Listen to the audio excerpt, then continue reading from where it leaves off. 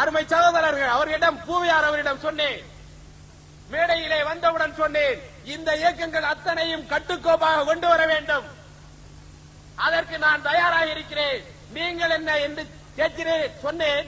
அவர்கள் சொன்னார்கள், அடுத்த மாதமே நடத்தி விடுங்கள் என்று சொல்கிறார்கள் என்று சொன்னால், அவர்கள் இதயபூர்வத்திலே இந்த மக்களை ஒன்றாக்க வேண்டும், ஓரணியில் கொண்டு வர வேண்டும் என்னுடைய அந்த நெஞ்சு உரம், அந்த நெஞ்சு துடிப்பு மேடையில் வந்து அமர்ந்தவுடன் தெரிந்துவிட்டது.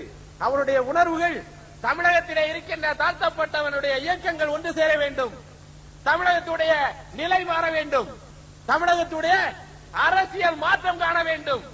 யார் நம்மளை தேடினார்கள், எதற்காக தேடினார்கள், எந்த முறை தேடினார்கள், ஒவ்வொரு முறையும் தேடிக்கொண்டிருக்கிறார்கள். அவர்களுடைய நிலையை அடைந்தவுடன் கலெக்டரி தூரை எறிந்து விடுகிறார்கள். ஒவ்வொரு நிகழ்ச்சியாக 50 ஆண்டு கால வரலாற்றிலே நம்முடைய நிலை உள்ள குமரலாக, ஒளிந்து கிடக்கும் எரிமலையாக, இங்கே எரிமலை குமரலோடு இந்த சமுதாயத்து சொந்தக்காரன் வாழ்ந்து கொண்டிருக்கிறார். தமிழகத்திலே இந்த உள்ள குமரனுடைய சூழ்நிலை மாறி எரிமலையாக வெடிக்கும்.